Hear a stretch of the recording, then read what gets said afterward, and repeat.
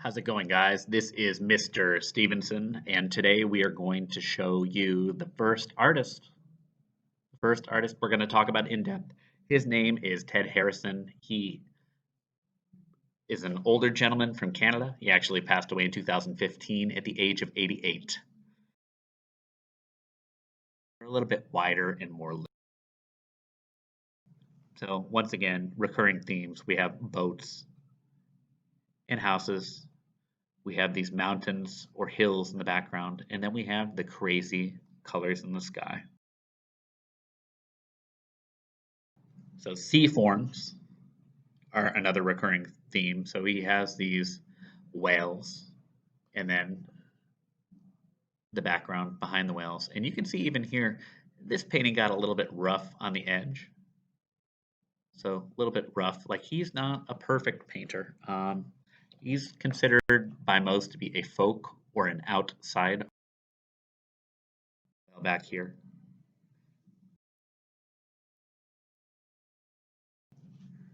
Here we see a whale and a crab. Interestingly, we need to think of these images like the boat and the whale and the crab as like icons.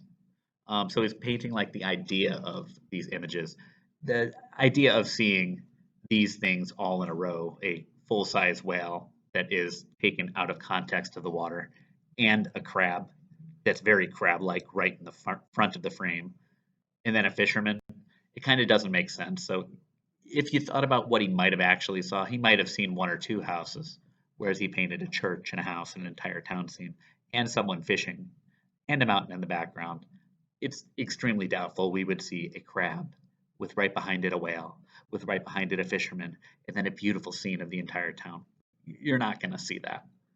But we take the idea of it and we paint it and we make an image so that other people can see what you think about and what you've seen. Art, we don't have to wait for these people to be walking just in this manner and having a train in front. We can kind of see a town with a church off to the side and see these people. Maybe he saw these people walking and running after the dog and for some reason thought, I need to paint that awesome old train. Once again, we can look at the tightness of the lines, extremely tight and technical, no variation on something like the train. And then we see a little bit more looseness of wide to thin on those background images.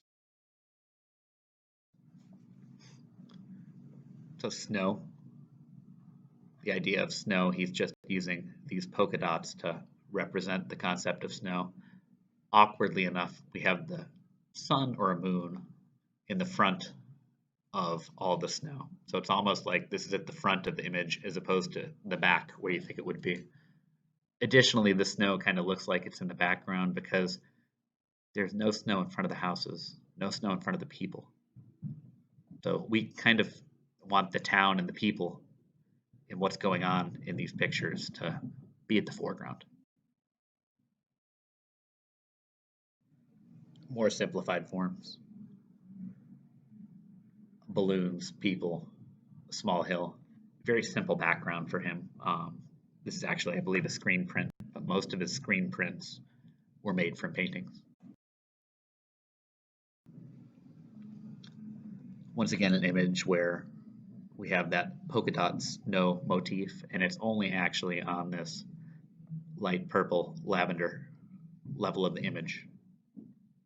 So it kind of comes across and stops before it hits what looks to be a Canadian town in the Yukon. This actually may be Juneau, Alaska. He also painted some images of Alaska.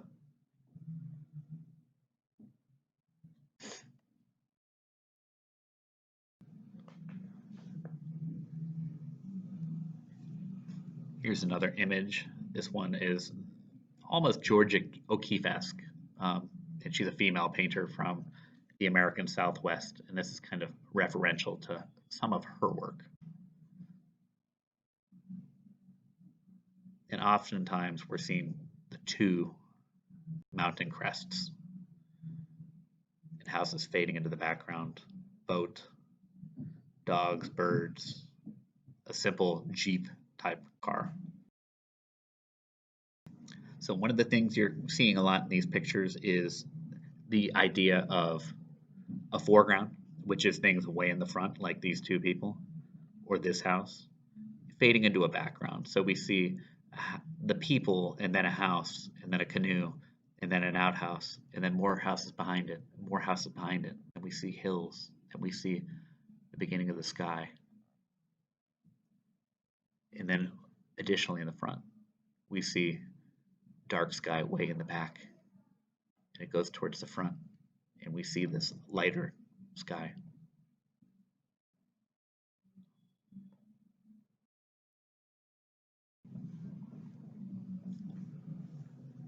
This is a little bit looser, probably an early piece. In the early 1990s, he was painting work that looked a little more loose like this without defined lines.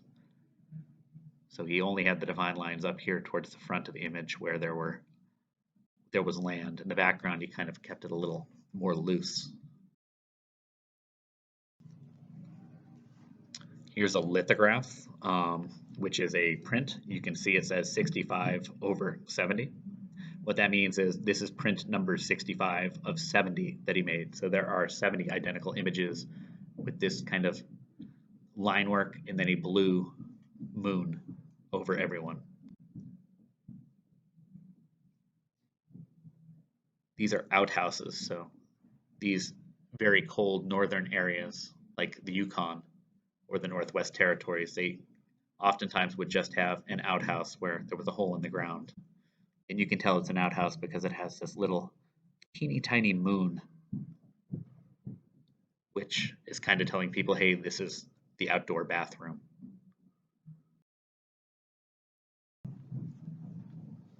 More images of ice, dog, people walking, very simple forms with these people. You see just two shoes, a pair of pants, a jacket, and a hand. The face, there's no definition to the face really. We can kind of see somewhat of a cowboy hat on this man, and with this woman we see slightly longer hair and a skirt, which is kind of giving us the heads up that, hey, this is probably a female. And the dog simply looking back at them, bushy tail.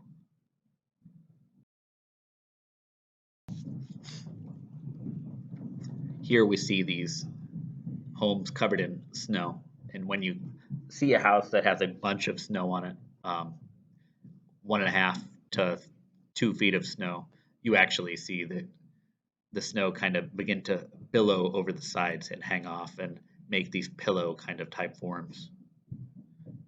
The outhouse, once again, the polka dots just in one area of the painting.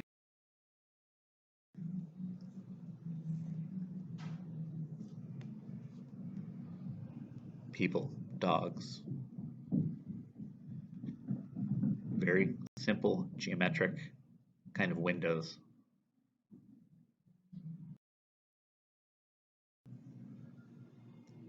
This one's very inspired by like desert paintings. If it weren't for the fish here, you might actually think that these were not ice in water. You might think they were croppings of rock in like an American desert. But the cool blue gives us a sense it might be cold, and these killer whales kind of jumping in the water give us a sense that this is not an American desert. Another painting of hot air balloons, people watching the balloons.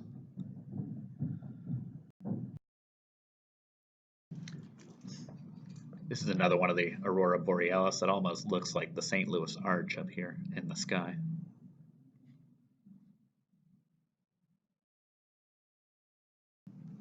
One where the birds are more at the foreground of the painting. They're also more of an archetypal Canadian geese, Canadian goose. You can tell that by the height of the head, the long neck, and the wings themselves. Oftentimes they don't look like Canadian geese. His birds look more like crows or some other kind of northern animal. One thing to notice here, we have the thick black lines on the house, the outhouse, and the birds. Other than that main kind of concept where we have these in darker shapes, we have this lighter boat, kind of soft lines.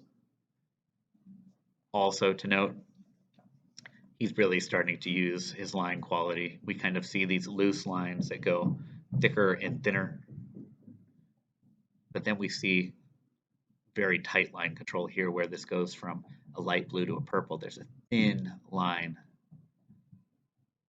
where it's almost like a tint of this purple that goes around. And tint is when we add white to a color. Additionally, a little bit of that tint around the sun. This one has more color. We see the wood stacked to the side of the house, and then we see the dog kind of looking back at the house, which is a little bit different for his work. Also very detailed parts of this bird, the feathers. We get a good sense of motion kind of pulling us up with the smoke. And it also kind of is mirroring what the aurora borealis looked like in that photograph that we saw earlier. Down here is a loon. It looks like a duck. It's actually a loon. They dive into the water to get fish. They have sharp teeth. They're roughly the size of a duck. If you've ever been to Canada, they make very loud woo woo kind of noises. Tight, geometric, pink pastel, blue pastel house painting. Very sharp lines. This is one of the screen prints, and you can see he's done a line all the way around his painting. Very tight line work around this loon. This is almost out of place because most of his work is so simplified, and this is actually a very detailed, tight rendering of small dots to big dots and these lines coming down, giving him stripes. And this neck work, it's all much more detailed than most of his work. Once again, looking at when we go from the front, further back, further back, further back, further back. Also a very detailed rendering of a church, as opposed to the simplified, here's a house, you can tell it's a house because it has a roof line, a door, and a window.